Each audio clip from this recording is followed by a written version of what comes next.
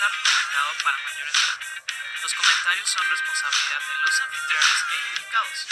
El uso del lenguaje, así como algunas opiniones, pueden ser ofensivos. Se recomienda criterio y discreción. Salud y bienvenidos a otra feliz emisión de un nuevo episodio de su podcast Academia Neta. Yo soy Katia. Y yo soy Héctor y a nosotros nos acompaña el día de hoy May Ortiz. May, muchísimas gracias por acompañarnos en el podcast de investigación de académicos. No es ni 9000, pues que andamos aquí pues queriendo pues echar chisme más que otra cosa, ¿no? Decimos que es para divulgación científica, pero es más chisme que otra cosa. Bienvenido, May, ¿cómo estás? Pues muy bien, muchas gracias Katia, Héctor, por esta invitación. Y pues vamos a ver cómo vamos a ir empezando a echar el chat. Va que va, muy muy bien. ¿Y qué onda, May? ¿Qué es lo que te andas tomando? Pues agua, no me dio tiempo de preparar algo, pero estoy bien con agua. Ok, sí, esto no sé si es una muestra de que tenemos un problema, Katia. Tal vez sí, porque debo decir que estamos grabando al mediodía. Acabo de decirle a Héctor que tiene como media hora que desayuné y que en mi excusa dije, no me va a dar tiempo como de bajar por una cerveza, prepararme un algo y dije, pues voy a agarrar una de las anforitas que tengo aquí en el librero. Entonces sí, probablemente creo que tenemos un problema, pero mira, hasta que nadie nos diagnostique, no hay por qué decir que es un problema, entonces no te preocupes, amigo. Estoy totalmente de acuerdo. Bien ahí. Hay que ser muy felices. Totalmente. Bueno, May, pues platícanos un poquito de ti, qué es lo que estudiaste, qué es lo que estudias, de qué han sido tus proyectos de investigación y en qué andas metido en estos momentos. Ok, buena pregunta. Soy muy diverso, quiero aclarar desde un inicio, porque tal vez les parezca un poco extraño todo lo que les voy a comentar ahorita. Bueno, en la licenciatura estudié la licenciatura en Arte de Patrimonio Cultural con la especialidad en Gestión en la Universidad de la Ciudad de México. Después hice la maestría en Comunicación y Política en la UAM Xochimilco y ahora estoy en el doctorado en Humanidades, también en la UAM Xochimilco. ¡Wow! Y antes estudié una carrera técnica en repostería. Súper cool. Un poco diverso. No, qué bueno. Yo creo que más tarde nos vamos a tener que sentar a platicar tú y yo porque es justo al doctorado al que quiero entrar. Mira, pues adelante. Súper. Te lo recomiendo, altamente recomendable. Eso solo hace que me den más ganas de aplicar. Sí, pues ha sido toda una experiencia estar ahí. Pues pasar de una institución a otra, ya es la segunda parte, ¿no? De la parte del posgrado, ¿no? Ya hice la maestría ahí en la UAM Xochimilco y ahora voy con el doctorado. Sí, es toda una experiencia, todo este trayecto, ¿no? Que hace uno de una universidad a otra, tienen distintas formas, modos, maneras de llevar, ¿no? Y aparte, pues ya brincar de la licenciatura al posgrado, sí es un poco distinto, pero no, me parece que ha sido como muy gratificante, al menos desde mi perspectiva y desde la experiencia que he tenido en la UAM. Me encanta estar ahí. Sí, claro, me imagino. Es que también debería de hablarse de eso, porque uno piensa que todos los posgrados son iguales y no es cierto. O sea, cuando vas de una institución a otra te vas dando cuenta, te enteras que aunque tratan más o menos de lo mismo, o sea, un posgrado, se manejan de maneras distintas, la grilla es distinta, el chisme es distinto, entonces creo que es importante. ¿Y de qué va tu actual proyecto, May? Sí, digo, para reconectar con lo que estabas mencionando, y aparte que este doctorado de manera específica tiene apenas algunos años y nosotros somos la segunda generación, así que estamos estrenando. Y bueno, aunado a esta cuestión, una de las líneas que se están trabajando en este doctorado es sobre los estudios culturales y la crítica postcolonial, que es donde yo estoy ahí metido, y pues actualmente estoy trabajando con temas sobre patrimonialización y bueno, yo estudié gestión cultural con una idea como un poco decimonónica del patrimonio cultural, y lo que me interesa en este momento pues es precisamente pensar, cuestionar, criticar, reflexionar, incluso mi propia formación, ¿no? Y esto relacionado a la gestión cultural y al tema de la patrimonialización. Entonces estoy trabajando con 3 objetos ahí como interesantes, que es, uno es el Tren Maya, el polémico Tren Maya, otro es la Guelaguetza, que todos aman, pero que también tiene sus partes complejas, complicadas y muy polémicas también. Y por otro lado también otro tema que es como muy actual, que son los textiles que provienen de distintas comunidades, ¿no? Y por ahí estoy trabajando. Cabe mencionar que May es un ávido coleccionista de textiles. Tiene una colección impresionante. Entonces, como comentario al margen. Ay, como nota al pie. Como dicen por ahí en los memes, ¿no? Ya nos exhibiste. No, pero padrísimos, esas cosas padrísimas que tiene, todo es padrísimo. La verdad es que sí, él no lo hace por modelo, lo hace porque realmente ama esas cosas. Está bien, todo mundo tiene sus hobbies raros, no te preocupes. Yo colecciono botellas de alcohol, lo malo es que me las acabo, pero bueno, pues todo mundo tiene sus errores. Sí, todos tenemos nuestros hobbies. Sí. Ok. Y bueno, Mike, y por ejemplo, y ahorita, tu actual proyecto, ¿de qué va? ¿De qué va tu actual proyecto ahorita, lo que estás trabajando? Así en sí. Pues bueno, básicamente lo que me interesa es analizar cómo a través de ciertos procesos de patrimonialización se mantiene o se reproducen las huellas coloniales en nuestra sociedad, ¿no? En ese sentido, una de las cosas que me interesa a mí es entender cómo a partir de cierto tipo de dispositivos, ¿no? Muy Foucaultianamente, o a través de cierto tipo de tecnología, pues y específicamente dentro del campo cultural, pues el colonialismo ha sido algo que ha perpetrado incluso de nuestras dinámicas actuales, que es una de las apuestas del poscolonialismo, ¿no? Entender cómo hay ciertas marcas, ciertas huellas, en donde uno puede detectar cómo esa colonialidad sigue presente en nuestra actualidad. Entonces, una de las cosas que a mí me importan es cómo mediante cierto tipo de actividades culturales o de procesos culturales o de ciertas instancias, ¿no? Uno podría detectar cómo se sigue manteniendo esta visión colonial por parte del Estado, y no solamente por parte del Estado, sino incluso por parte de las empresas, ¿no? Por ejemplo, para entender un poco a qué me estoy refiriendo, actualmente hemos estado viendo que existe una gran cantidad de empresas de la moda que se apropia de estos textiles, ¿no? Entonces uno se pregunta, bueno, ¿qué está sucediendo ahí? ¿Realmente hay un trato igualitario o realmente es una visión donde se sigue expropiando y se sigue obteniendo cierto tipo de imaginarios sociales, culturales, por parte de las empresas en este caso? O sea, ya lo hizo el Estado, ¿no? Pensemos que cuando de repente se nos presenta un político huipilizado, pues se está expropiando la identidad del otro, ¿no? Entonces, estas empresas pues vuelven a hacer lo mismo, pero ahora a partir de ciertos elementos estéticos que convierten en un producto mercantilizable. Y ahí es donde yo voy detectando que esta huella colonial se sigue manteniendo, ¿no? Ya sea por parte del Estado o por parte de la iniciativa privada, y por ahí va la cosa.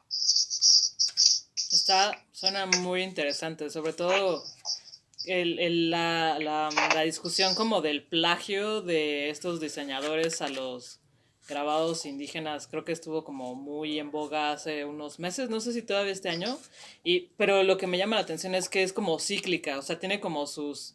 No es algo que nada más salga en un momento histórico y ya pasó, sino que tiene como su recurrencia, y lo peor de todo es que siempre es una marca distinta y siempre es como le ven la cara y siempre termina en lo mismo, ¿no? Pero bueno, ¿por qué elegiste esa línea de investigación, May? Pues precisamente, como les comentaba hace un rato, yo me formé como gestor cultural, ¿no? Hace un rato platicaba con Héctor lo polémico que es a veces hablar de ciertas nociones o conceptos. Y en ese sentido, para mí era muy polémico todo el tema del patrimonio, porque básicamente en nuestro país, que es como uno de los lugares donde hay tantos patrimonios, estamos siendo de los primeros lugares en el mundo, y en América me parece que somos el primero, si no mal recuerdo, y de repente uno nunca se pone a cuestionar qué hay detrás de estos procesos de patrimonialización, ¿no? O sea, qué es lo que dice la UNESCO, qué es lo que dice el Estado, qué es lo que dice la iniciativa privada, y pues solamente decimos, ay, qué bonito nuestro país, tan grande, tan magnífico, tan impresionante, que tenemos tantas cosas que dar y ofrecer al mundo, pero ahí hay una lógica de dominación que es muy fuerte, donde se ha estado extrayendo de las comunidades, no solamente e incluso no solamente de la iniciativa privada y del Estado o de estas políticas culturales, sino incluso dentro de la propia investigación. Y en ese sentido, a mí no me interesaba volver a repetir este análisis sobre las comunidades, donde uno va y las exotiza y las conviertes en cosas o en objetos de análisis o de estudio, que también lo platicaba con Héctor, sino que me interesa analizar el poder, ¿no? Está de alguna manera subalternizando.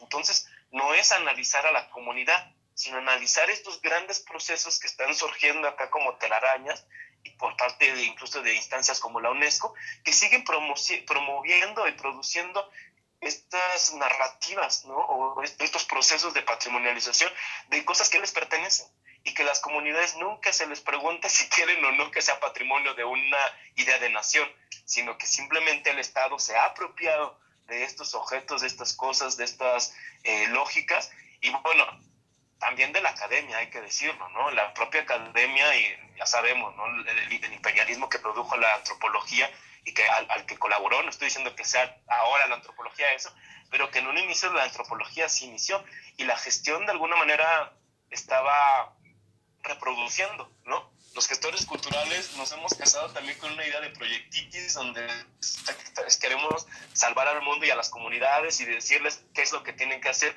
con sus objetos, con sus costumbres, con sus fiestas, y la cosa no va por ahí. Entonces me parece que estamos en un momento muy crítico donde tenemos que cuestionarnos, incluso los gestores culturales, lo que estamos haciendo, ¿no? En nuestros proyectos, idealizando a las comunidades. Entonces, bueno, esa es la razón por la que estoy en esa línea. Que creo que justo es como la importancia de los estudios decoloniales, o sea, salir como de esta idea en que las comunidades son como exóticas y son como algo que está fuera como de lo común y tienen como ese toque, ¿no? Y bueno, Mike, ¿por qué, bueno, dirías que es diferente estudiar este tema en otros países? Claro, por supuesto, porque de entrada la línea que nosotros estamos siguiendo es un cuestionamiento de entrada al eurocentrismo, ¿no? Entonces de ahí difícilmente podría ser esto en Europa, ¿no? O en otro país, tendría que ser en el sur. Y tampoco es una idea como muy romántica, ¿no? Del sur, porque a veces incluso creo el problema con el decolonialismo es que quisiéramos como regresar a un pasado donde el colonialismo no generó un efecto, y me parece que tampoco va por ahí. Entonces, en ese sentido, incluso desde el poscolonialismo hay una reflexión fuerte sobre qué es lo que está haciendo el decolonialismo, ¿no? Que a veces sin querer o no lo sé, exotiza también o trata de llegar como a una idea primigenia donde todo era perfecto, donde todo era bueno y era bonito, y tampoco es la apuesta, ¿no?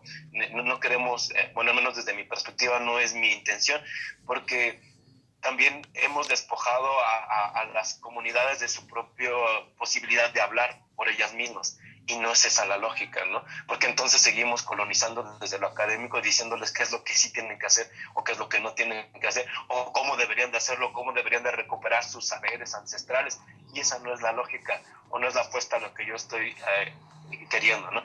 Sino mi idea es tratar de identificar mis propias huellas coloniales en mis saberes, ¿no? Como gestor cultural, en la política cultural del Estado y en la participación de la iniciativa privada, y qué es lo que hemos estado haciendo, ¿no? En estos procesos de patrimonialización, e incluso cuestionarnos también como academia, que creo que eso hace falta mucho dentro de lo que nosotros estamos trabajando.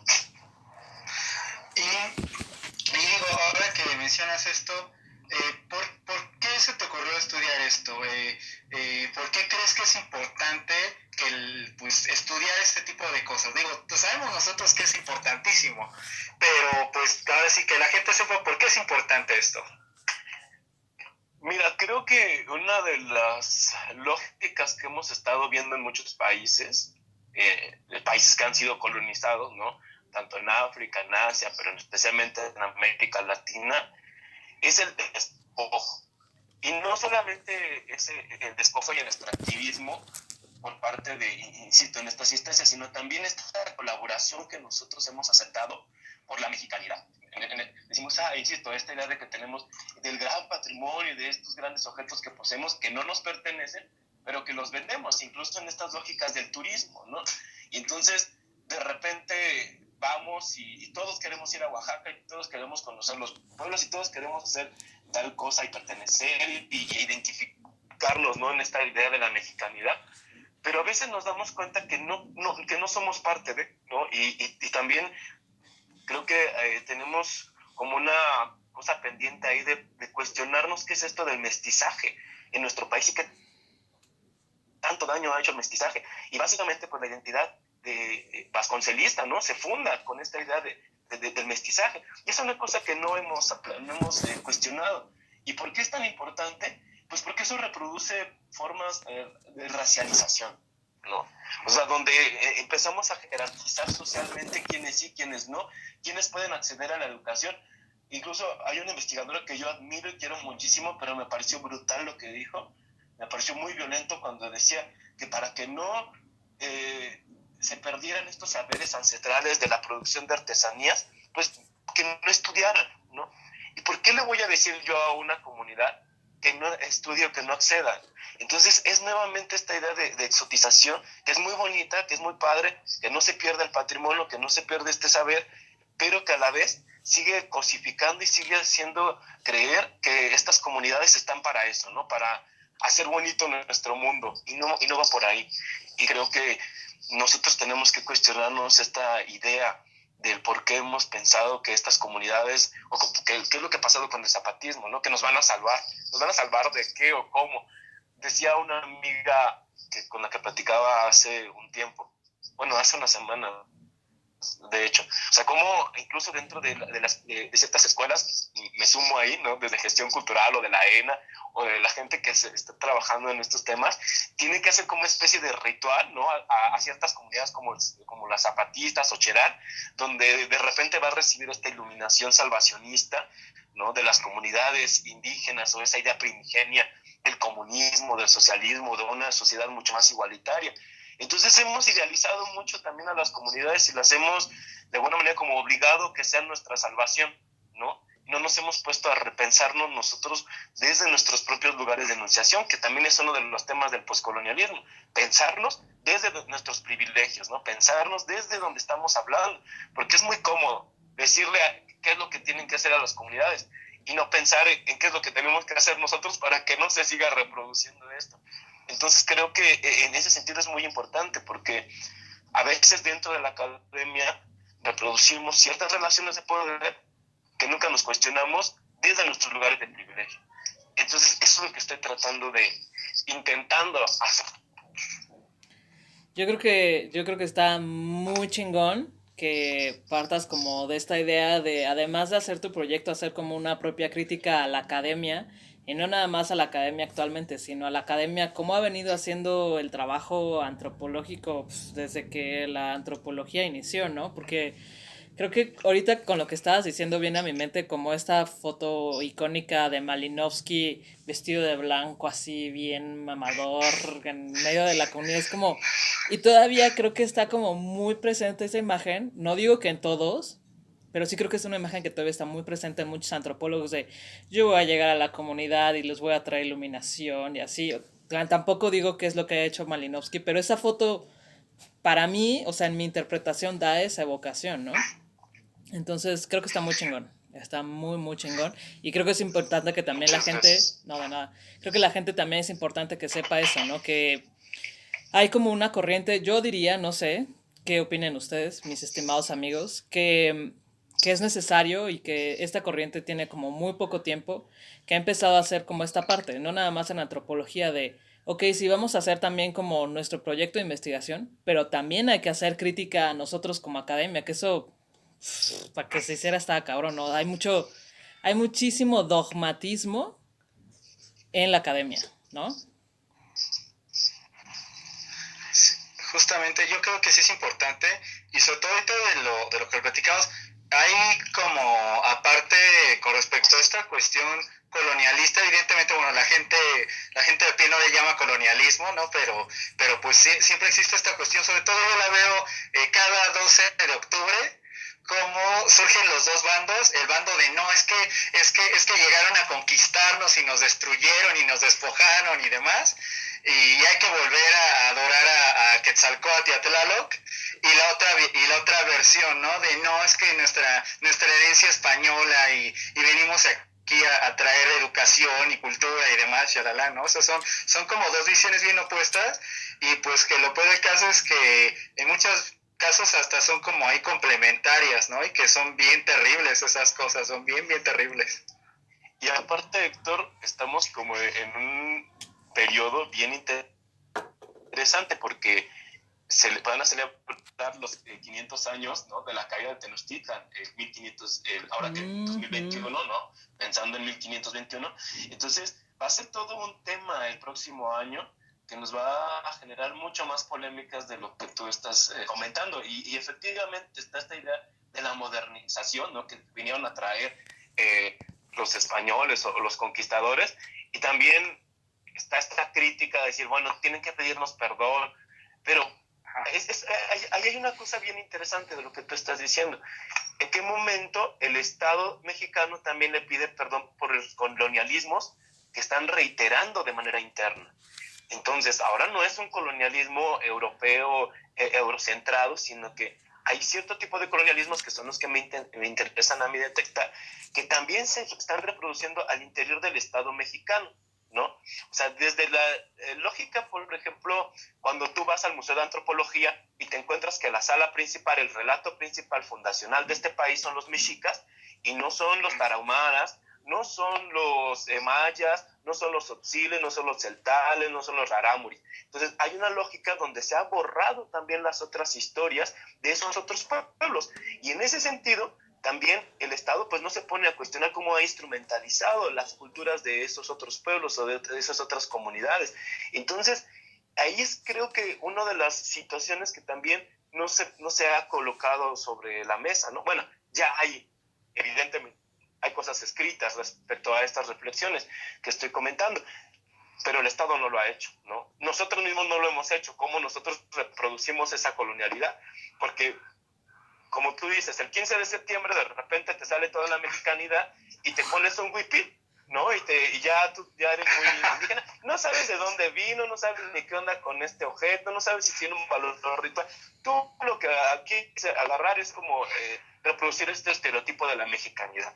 Entonces me parece que estamos en una lógica donde el nacionalismo también tiene que ponerse en cuestionamiento, ¿no? Decían que con estas identidades globalizadas pues ya no era un problema, y la verdad es que no. O sea, vemos, por ejemplo, en Estados Unidos, que sigue pensando que su nacionalidad es blanca, cuando también surge a partir de una lógica colonialista, ¿no?, donde desaparecieron y prácticamente todos los pueblos originarios de Estados Unidos, ¿no? Y lo mismo en Argentina. Entonces, la idea de nación está muy presente y muy fuerte, y la historia también es un tema que, bueno, tiene que ser como cuestionado ahí. Sí, de hecho ahorita que mencionaste Estados Unidos, que estabas hablando de esta cuestión del colonialismo, a mí me encanta la película de los Locos Adams, ¿no? Las dos. Y me encanta esta parte cuando hacen la obra, ¿no? O sea, que dicen, ay, les traemos educación, cultura, bibliotecas, ¿no? Ustedes que son salvajes. Y como le dice, no, dice, basta, ¿no? O sea, ustedes vienen a tomar una tierra que no les pertenece, ¿no? O sea, cosas bien interesantes y que se vienen diciendo desde hace mucho tiempo, pero pues que desafortunadamente, pues mucha gente pues nada se agarra, se le dice, bueno, qué gracioso y ya, ¿no? Exacto, exacto. Creo que te iba a preguntar que cuál es la relevancia social de tu proyecto, pero creo que con este pequeño breviario cultural que nos acabamos de aventar, creo que quedó claro, aunque no sé si quieras agregar algo, May. Pues sí, yo creo que tal vez la relevancia en ese sentido, es que quisiera ponerle una etiqueta en esa dimensión, pues es que necesitamos reformular la política cultural de este país y también pensar en qué posibilidades reales hay de la autonomía, ¿no? Ahora también esta idea también muy idealizada sobre qué es esto de la autonomía, porque la otra parte, ¿no? Y que también debe de ser repensada, es cómo las comunidades también, muchas comunidades sí quieren hacer tratos, y quieren hacer tratos con la empresa, y quieren hacer tratos con el Estado, y quieren buscar otro tipo de beneficios en su lógica de vida. Nosotros lo vimos como con la comunidad de Tilcajete, que dijo, sí, yo le entro con Louis Vuitton, y entonces voy a pintarles ¿cómo se llama? Sus portfolios. Y ellos aceptaron con las condiciones que la empresa dijo. Y también, ahora, no es esta idea de generar una idealización sobre las comunidades y que ellas quieren estar apartadas, ¿no? Más bien, muchas quieren pertenecer, ¿no? Por ejemplo, en el caso de los lacandones, cuando tú vas y los visitas allá, eso fue una experiencia, no fue algo que me contaron, fui a la Najá, a una zona de la selva de Chiapas, y entonces tú los veías ahí a ellos caminar como si nada, con su ropa, pues, como cualquier otra persona, ¿no? Pero cuando llega el turista, luego van por esta vestimenta que son como una especie de, bueno, son los huipiles, bueno, es una vestimenta blanca que utilizan. Entonces, al momento ellos corrieron por eso, y también no es que sean personas tontas o que no entiendan. De hecho, me impresionó porque este hombre que daba las guías sabía como 7 idiomas, ¿no? Entonces, es un hombre súper preparado, súper conocedor, ¿no? De qué es lo que está haciendo, y también de cómo pone de alguna manera como en esta lógica mercantil su propia identidad, y no tiene ningún problema.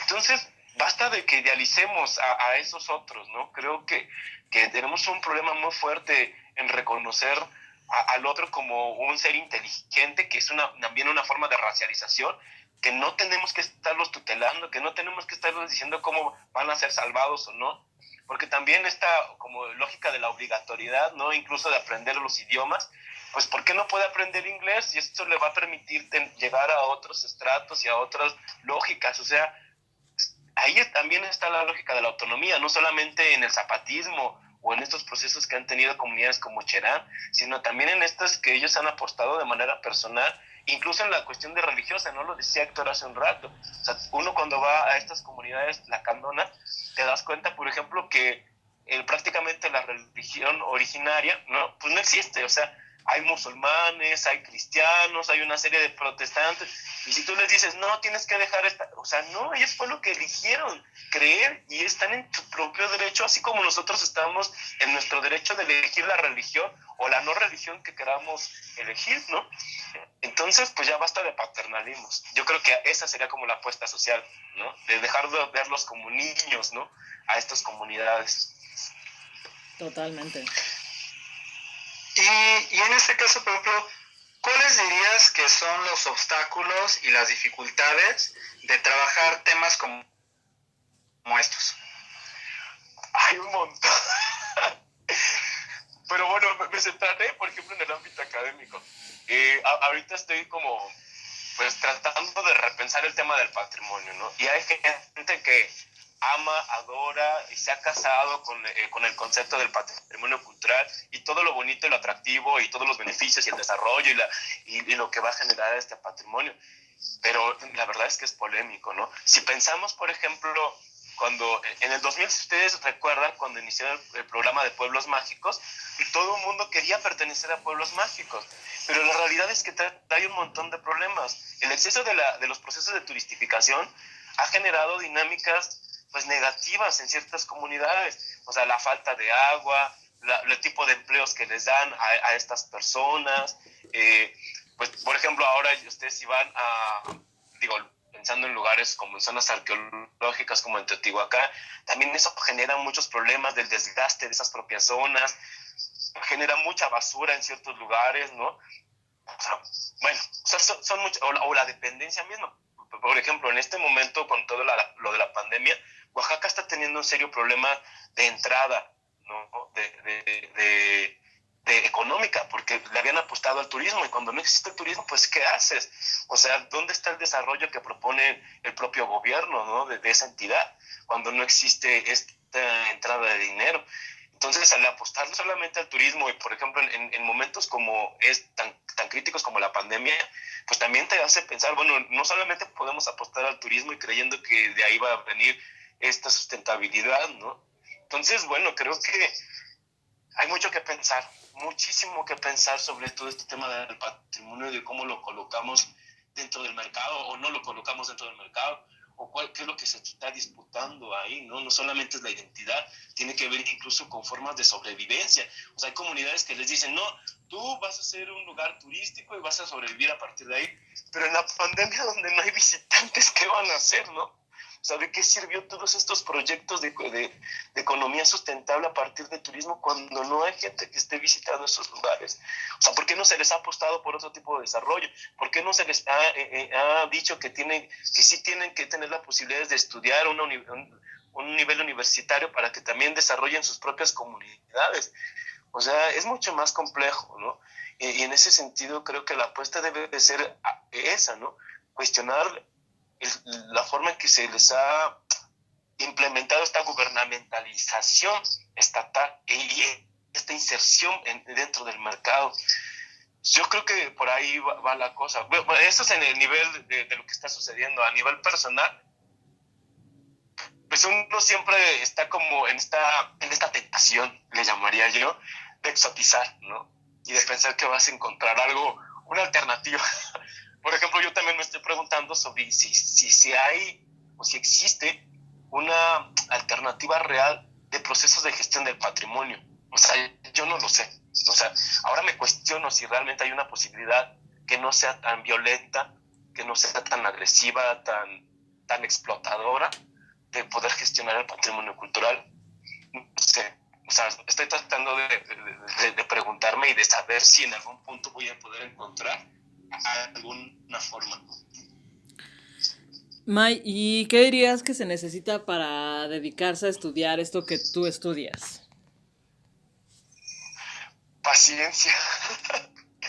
Creo que mucha paciencia, porque pues de repente surgen cosas que no estás esperando, ¿no? Y por ejemplo, como es algo muy actual, por ejemplo, el Tren Maya está generándose en este momento, se está construyendo en este momento, y pues tienes que estar revisando varias notas, ¿no? Y no solamente una posición, porque si miras solamente una posición, pues te casas tal vez con ella y terminas creyéndola, ¿no? Ya sea la posición de las comunidades, o la del Estado, o la de la iniciativa privada. Entonces tienes que tener también como una visión un tanto multidimensional, si es que es posible, ¿no? Compleja también en ese sentido, no puedes llevarte ni siquiera por tus propias creencias, tienes que estar dispuesto a cuestionarte todo el tiempo lo que tú pensabas que ya estaba como fijo. Entonces eso es como muy complejo, porque a veces, ¿no? Por ejemplo, lo que decía Héctor, a mí me encantan los textiles, y colecciono textiles, pero también tiene que llegar a un punto en donde yo me cuestione qué se ha hecho con esta idea huipilizadora de la política, ¿no? Donde de repente una mujer, ¿no? Ya que sale con su rebozo, o un político llega y visita a una comunidad, pues ¿qué está haciendo con este lenguaje, ¿no? Al utilizarlo de esta manera. Entonces, sí tienes que cuestionarte, ¿no? Y de entender que no hay blancos y negros, sino que hay matices todo el tiempo. Creo que esa es la cosa como compleja. Ahorita que dijiste lo de utilizadora de la política, o sea, aparte de eso me acordé de lo del movimiento naranja, ¿no? De este niño que cantaba la canción, o sea, que igualitos, o sea, que aparte lo trajeron de aquí para allá, o sea, para todos lados, y que es eso, ¿no? Es mercantilizar esa parte. Y también, Sí, ¿sabes? Ahorita, sí recuerdo. ahorita yo estaba pensando, ahorita que también dijo May eso, estaba pensando en esta mujer huipilizadora de cierto partido que también era como muy jugador de las identidades y que No sé todavía si sigue existiendo, hace mucho que no escucho de ella. Esta es una referencia que va a entender solamente, muy probablemente las personas de nuestra generación, esa mujer wipilizadora de ese partido, ¿no? Y que también creo que era como parte de entrar en este discurso como digamos de propaganda política de ese mismo partido, ¿no? Y lo que dices, o sea, se convierten más que en un simple objeto, conllevan mucho más porque son portadores de sentidos simbólicos muy, muy fuertes culturalmente hablando. Y Mike, platican, o sea, digo, ya nos hablaste, o sea, de cuál es la relevancia general, o sea, como para estas comunidades, pero digamos, así en palabras sencillas, ¿no? Ahora sí que para nuestro querido público, este, ¿por qué es importante que la gente, como decimos, de a pie, o sea, la gente común, o sea, que no se dedica a la investigación, que no tiene idea de estos temas, o sea, que los vivimos porque estamos inmersos en ellos, pero que realmente no está consciente de esto, ¿por qué es importante que ellos sepan de lo que está pasando con respecto a estos temas? Tiene que ver mucho con el consumo, ¿no? ¿Qué es lo que compramos? ¿Cómo lo hacemos? ¿No? Digo, básicamente es en el sistema en el que vivimos. Pero, por ejemplo, si yo voy a visitar un lugar, ¿no?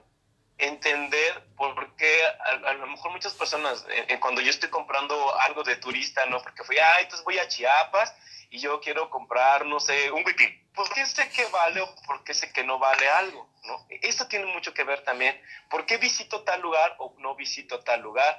O sea, tiene que ver con la cotidianidad, ¿no? Porque cuando veo a una mujer en el centro, o una mujer mazateca, o una mujer otomí, o sea, ¿cómo me relaciono con ella?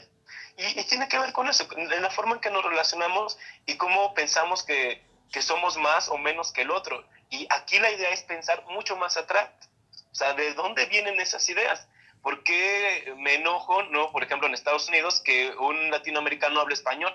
O sea, ¿por qué a mí me puede generar conflicto escuchar otro idioma que no conozco y que es originario de estas tierras, ¿no? O sea, tiene que ver con lógicas de nuestra cotidianidad. No es algo como tan lejano. No estoy hablando, por ejemplo, de procesos que hayan pasado de manera antigua o en el pasado, sino que es algo actual, ¿no? Yo creo que muchas personas conocen la Guelaguetza y estas fiestas y que han ido en algún momento a Oaxaca. Yo creo que muchos a lo mejor ya están casi pensando cuando se inaugure el Tren Maya visitar la península o ir a Huipil, pero me parece que tiene que ver con eso, ¿no? Con esa cotidianidad en la que nunca nos ponemos a pensar qué es lo que implica, ¿no? Estas cosas que nosotros vemos tan relevantes o que a veces pasan como desapercibidas.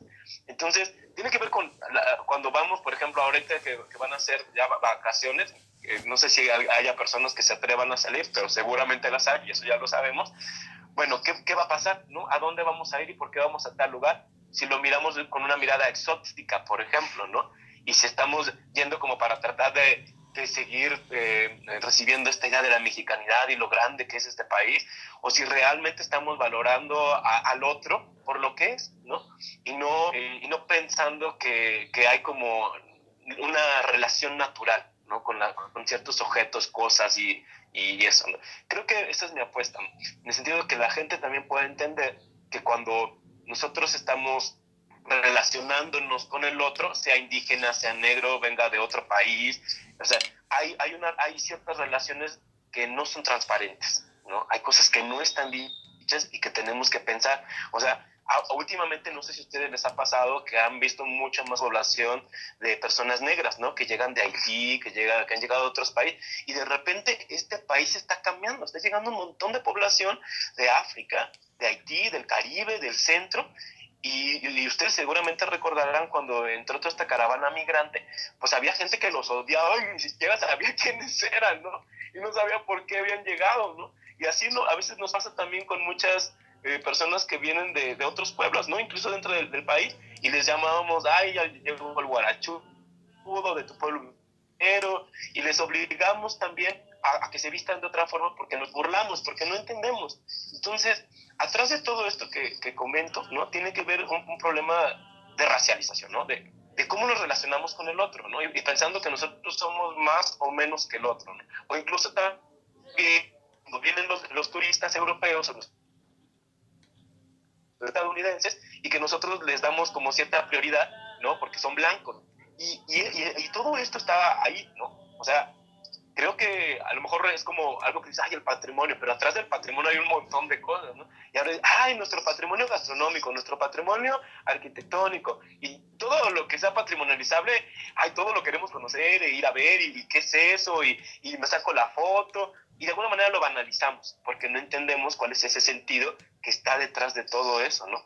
Entonces, yo creo que la gente sí necesita preguntarse, incluso cuando va al Museo de Antropología, cuando va a una comunidad, cuando va a visitar simplemente en esta lógica, que a veces la gente no quiere preguntarse, ¿no? ¿Por qué vas como turista? ¿Quieres descansar? Y quieres descansar el cerebro también, ¿no quieres pensar qué está pasando ahí? Entonces yo creo que la apuesta es que cuando la gente salga, ¿no? Porque digo, lo que estoy trabajando tiene mucho que ver con el turismo, cuando visite algo, pues se atreva a preguntarse cosas, ¿no? A lo mejor no va a hacer una tesis de eso, pero que sí se atreva a preguntarse respecto a la manera en que consume cultura. Esa es la apuesta. Súper cool, súper cool. Oye, Ma, ¿y a qué conclusiones has llegado a lo largo de estos años haciendo investigación? Bueno, la investigación del doctorado la estoy iniciando, pero me parece que una de las cosas que he trabajado, que tiene mucho que ver con el tema del consumo de la cultura, de los museos, de cierto tipo de historietas, es que muchas veces pareciera que la cultura no tiene cierta relevancia política, cuando es uno de los espacios y de los temas donde se están haciendo unas disputas y unas luchas tremendas, ¿no? Y que no nos hemos dado cuenta, ¿no?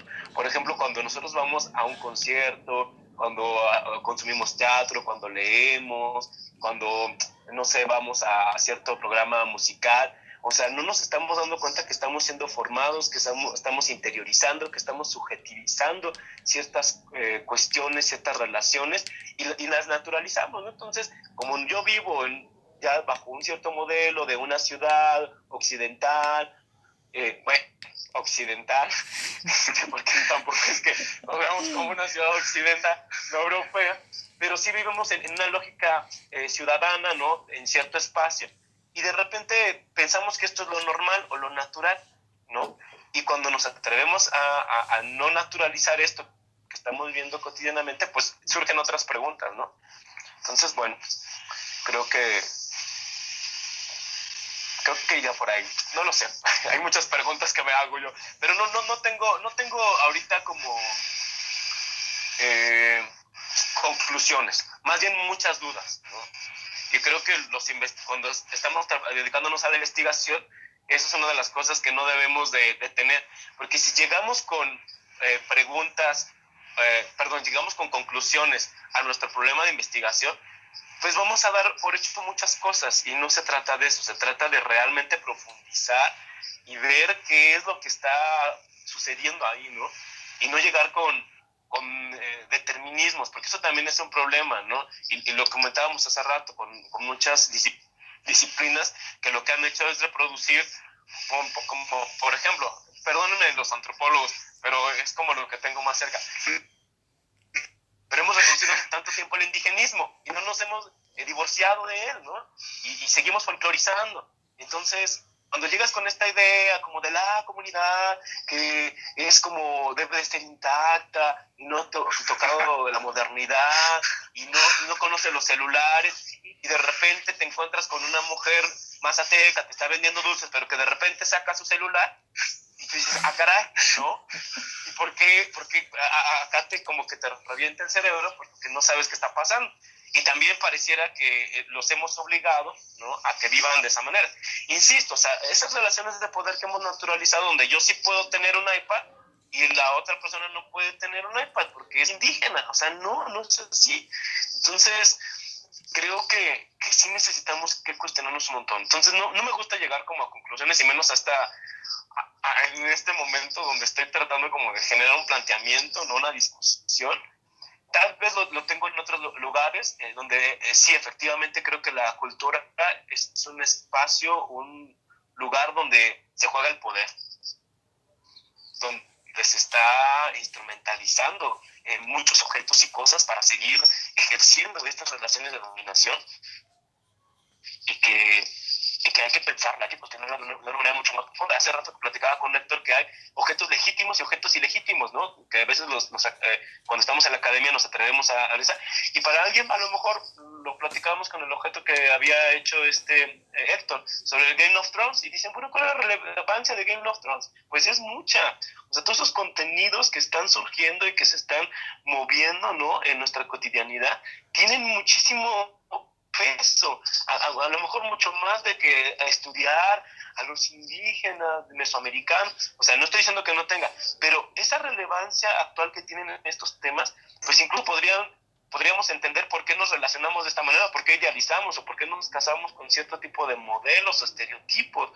O sea, creo que hay que cuestionar mucho, todo el tiempo están cuestionando, a nosotros mismos incluso. Ok, pues para ir cerrando,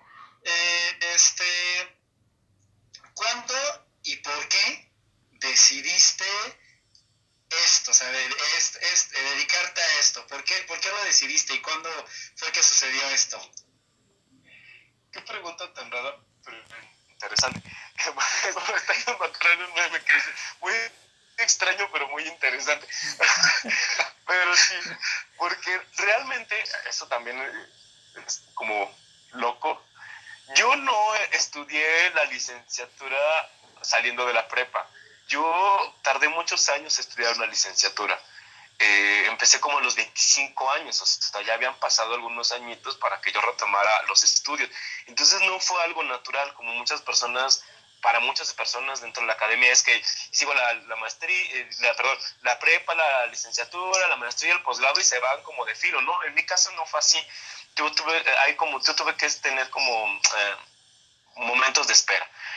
Tienen que ver con una trayectoria personal, ¿no?, con una trayectoria de vida, pero pues sí, yo no llegué a la investigación por eso, ¿no? Más bien fue siempre mi curiosidad.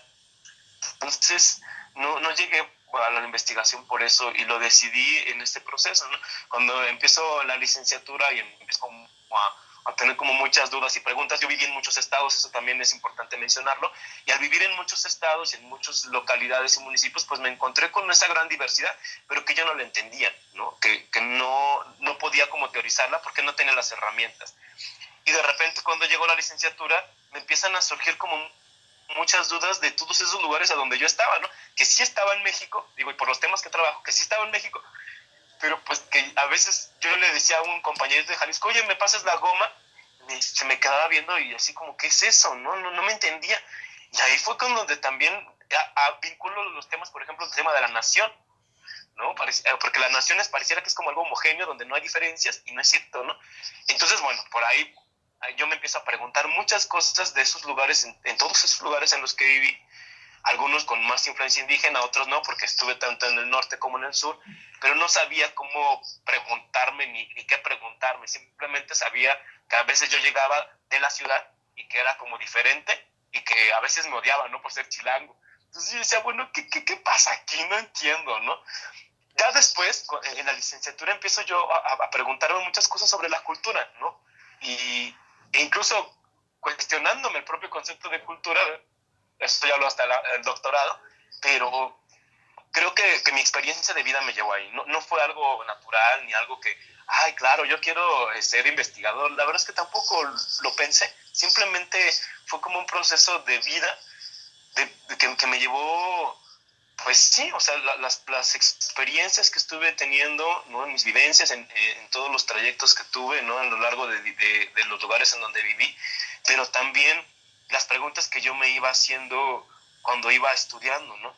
Entonces, digo, hay personas que, voy a que decirlo, ¿no?